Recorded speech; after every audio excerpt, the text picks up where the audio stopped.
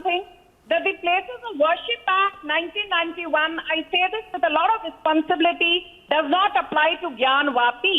Because when the Supreme Court gave out a judgment running into 116 pages in the Ram Janmabhoomi issue in 2019, it is true that the Supreme Court said that the basic secular feature and structure of the Constitution cannot be changed.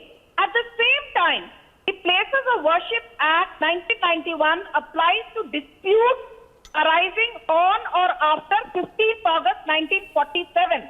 Now, if we are to assume that the Gyanvapi Masjid came about after destruction of Kashi Vishwanath Mandir either in 1664 or 1669, there are two versions.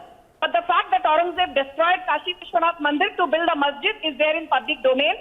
It basically means that this is a dispute which is either 353 or 358 years old. Let her complete. Now, let her complete. Atik, I'll come to you after she completes. Yeah.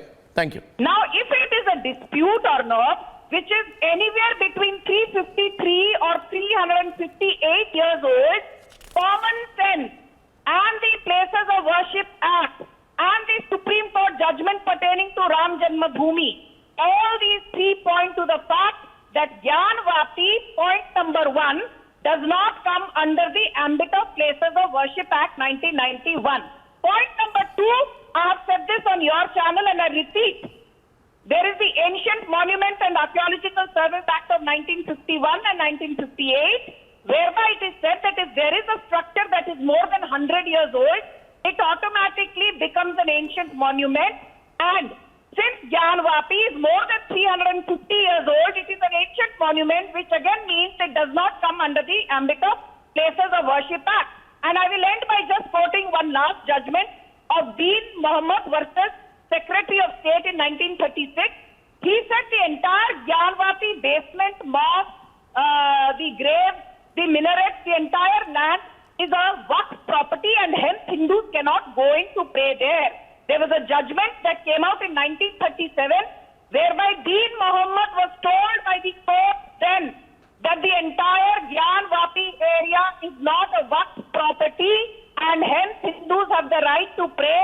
And let me tell your audience, the Dean Mohammed judgment is even till this day not resolved, which again means that this is a dispute going back to well before 1947. Now let's look at what. Yeah, okay. Now. Well, good points.